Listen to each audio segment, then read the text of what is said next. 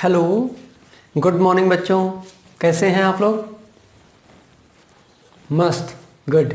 Copy निकालिए और pen निकालिए, साथ में आप नोटबुक बनाना शुरू करिए। ये आपका 5th लेक्चर है क्लास 10th का, इलेक्ट्रिसिटी। ठीक है ना? इलेक्ट्रिसिटी।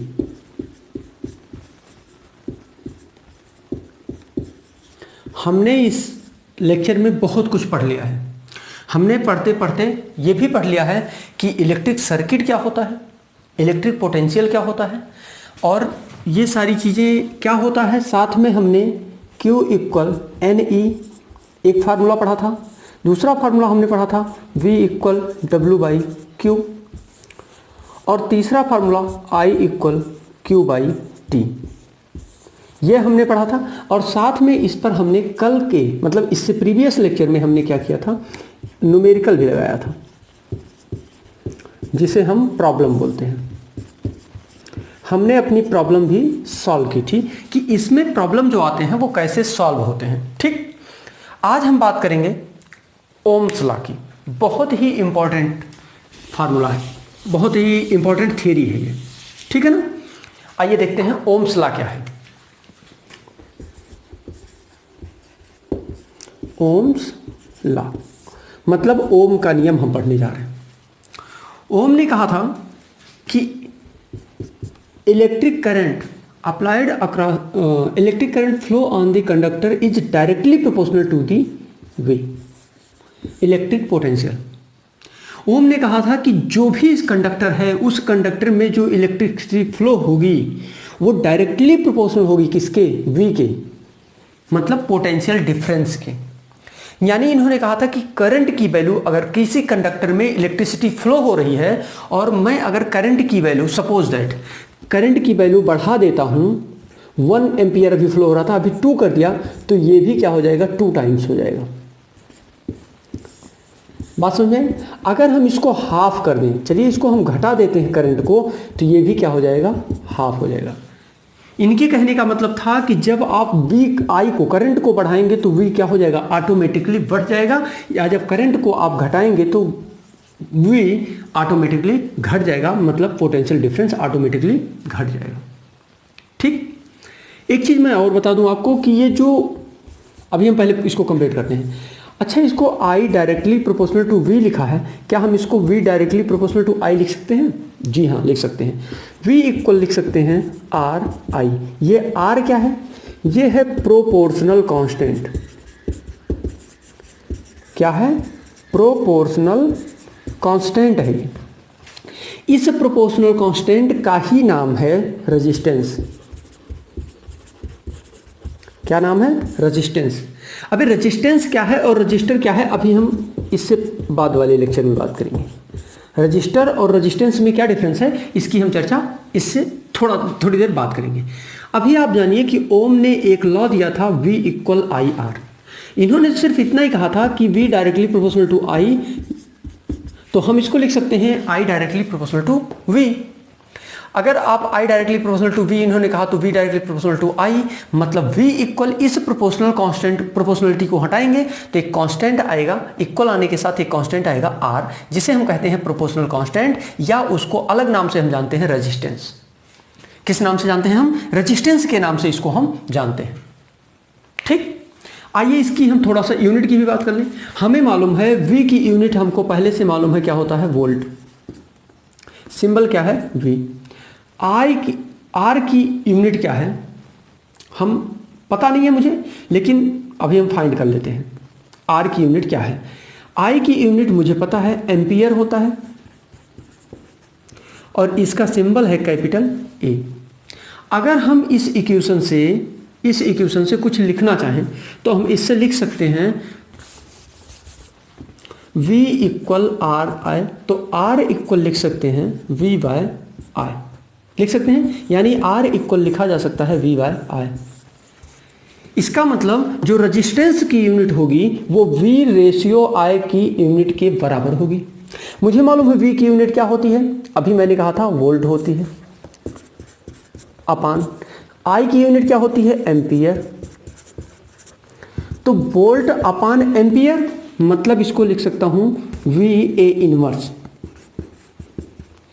मतलब इसी वी बाई ए को या वी इनवर्स ए को, वी ए इनवर्स को हम क्या कहते हैं, ओम। क्या कहते हैं, ओम। और इसका सिंबल होता है ओमेगा, जिसे हम रिप्रेजेंट करते हैं इससे। ये है आपका ओमेगा का साइन। ये क्या है आपका ओमेगा का साइन। मतलब अभी आपने जो पढ़ा था वोल्ट अपॉन एम्पियर, इसी को तो हम ओमेगा या ओम कहते हैं। सिंबल ओमेगा है और इसको पढ़ते क्या है, ओम पढ़ते हैं।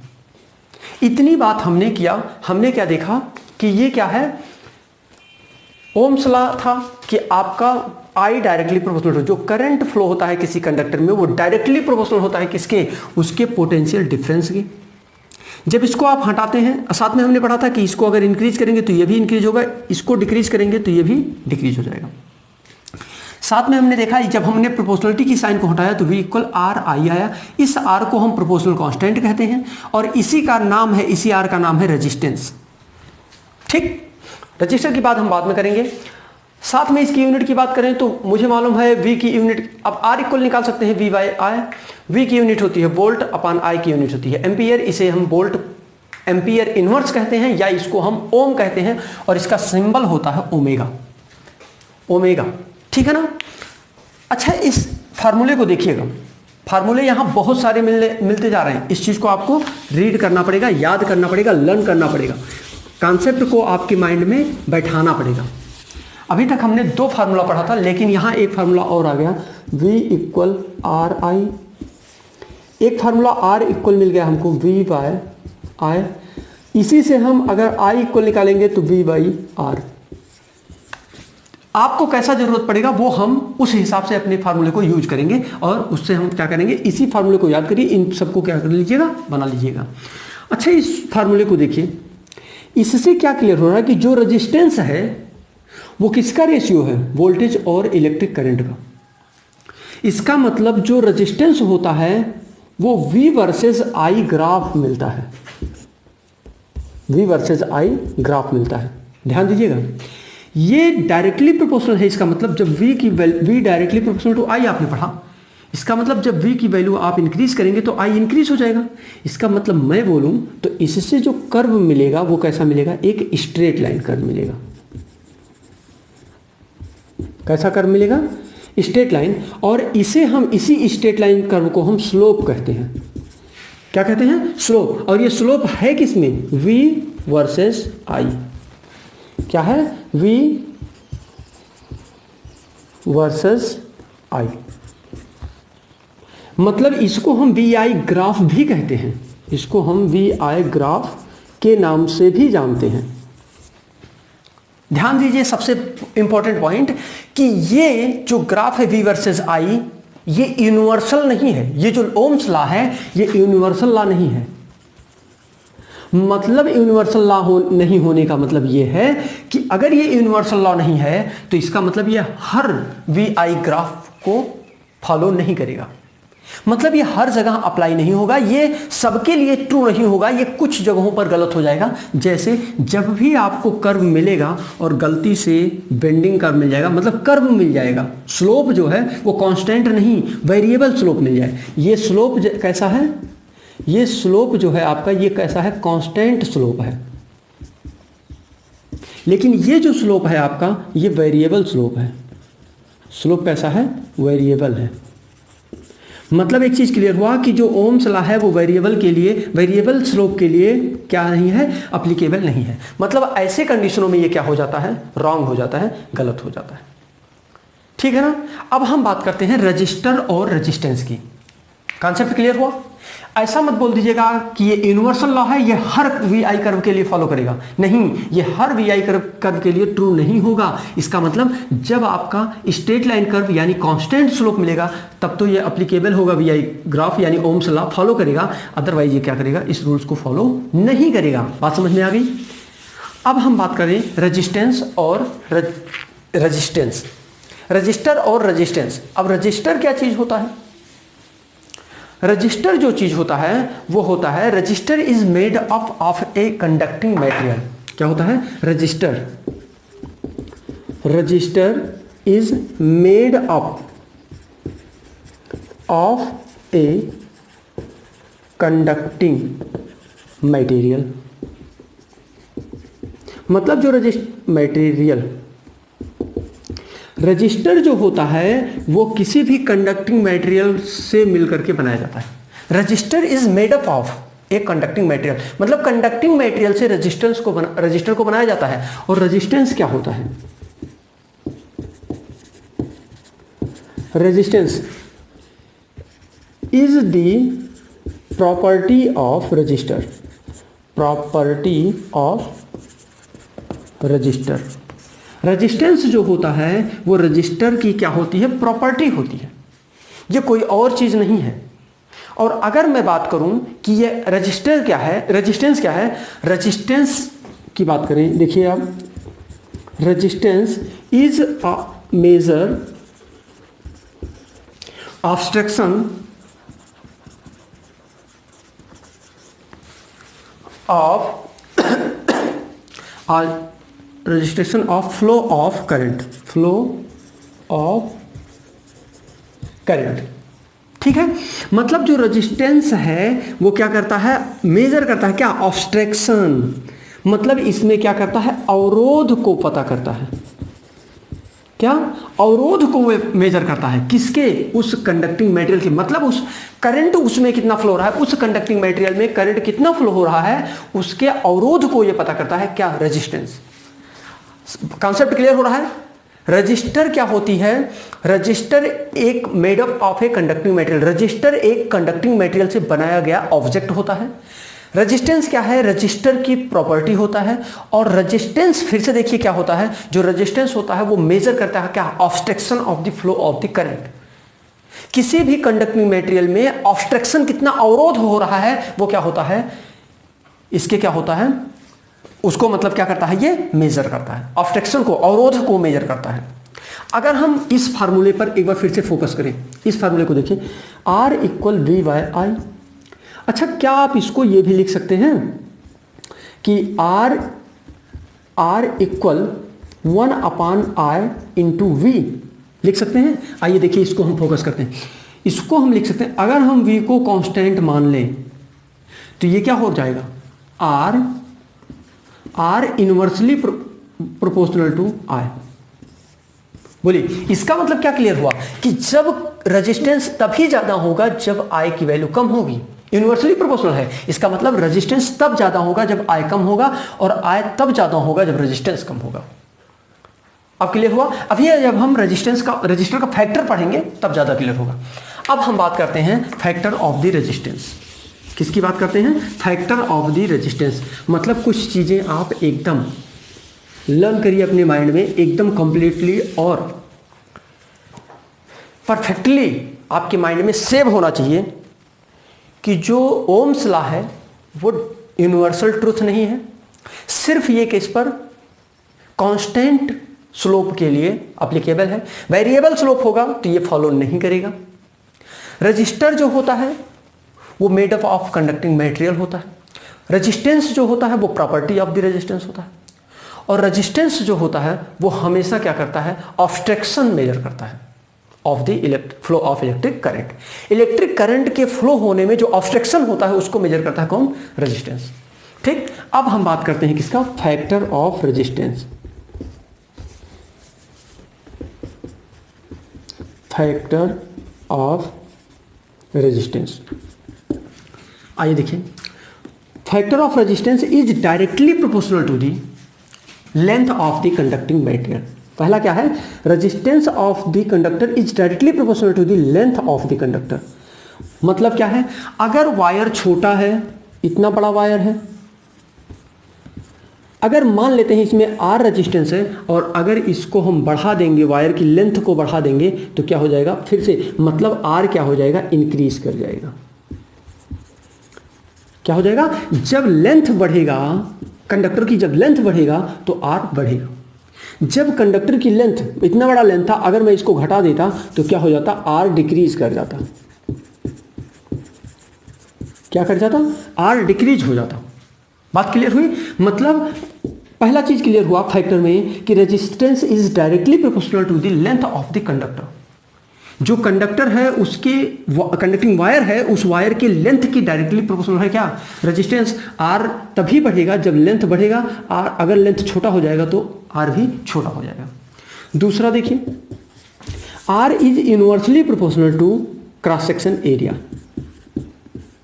Are is inversely proportional to cross section area, मतलब ध्यान से देखिए, ये वायर है, इतना पतला वायर है, मान लेते हैं इसमें रेजिस्टेंस कितना है, आर है। इमेजिन करो आप, अगर इस वायर की थिकनेस बढ़ा दी जाए, इस वायर की थिकनेस बढ़ा दी जाए तो रेजिस्टेंस, एरिया बढ़ गया, ध्यान से देखिए, एरिया इंक्रीज हो गया तो रेजिस्टेंस क्या हो जाएगा, डिक्रीज हो जाएगा। मतलब अभी तक आर था, अब क्या आएगा, लेस देन आर।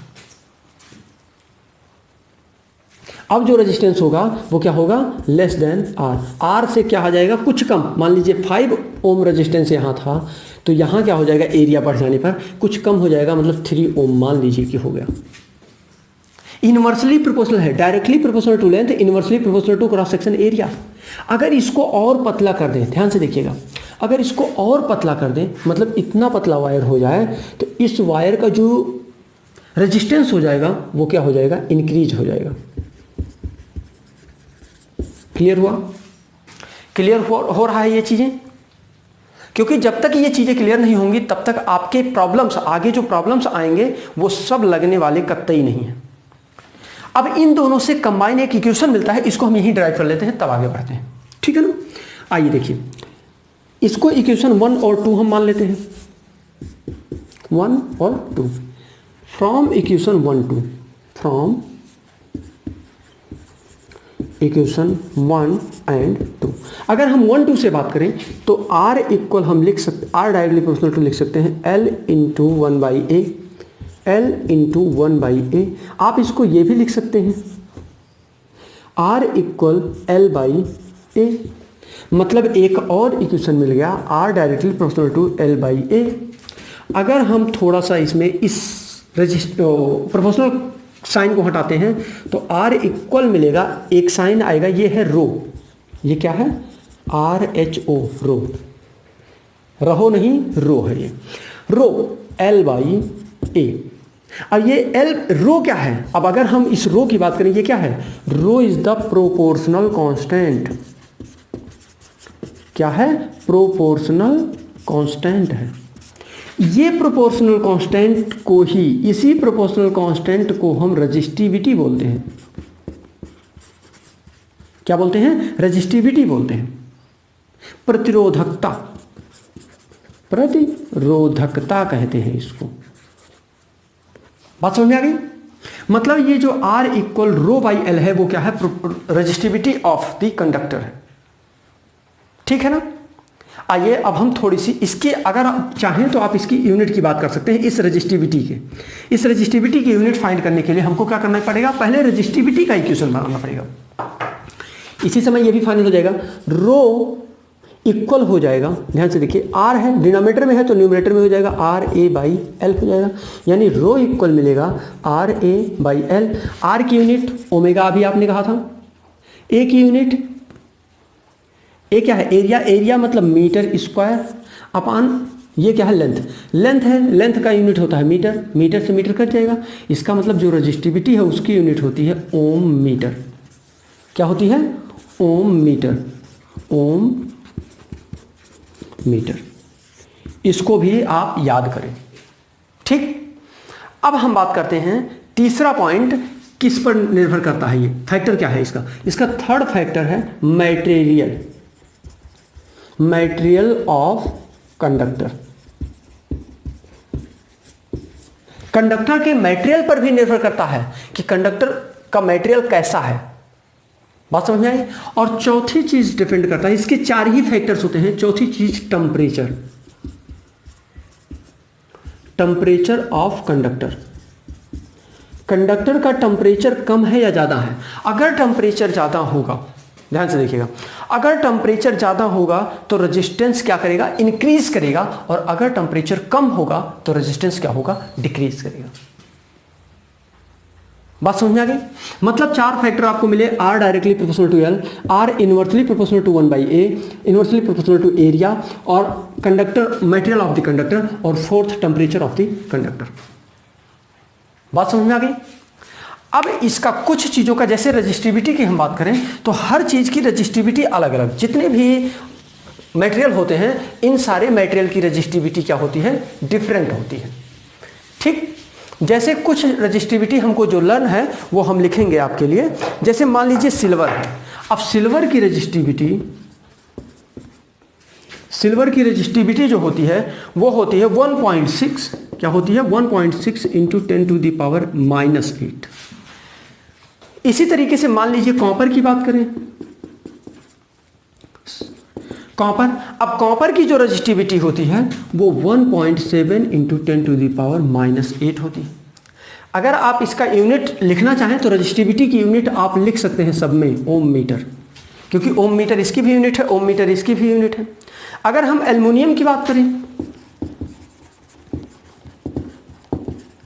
एल्यूमिनियम की बात करें तो 2.7 इंटू 10⁻⁻8 होती है। ठीक, अगर हम मान लीजिए टंगस्टन की बात करें, तो टंगस्टन की जो यूनिट होती है वो मतलब इसके कंपैरिजन तो और भी कम होती, ज़्यादा होती है, 10⁻⁸ होती है।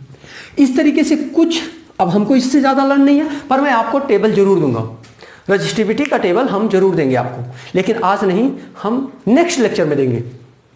कंटिन्यू आप स्टडी करते रहिए। All the best all of you, thank you.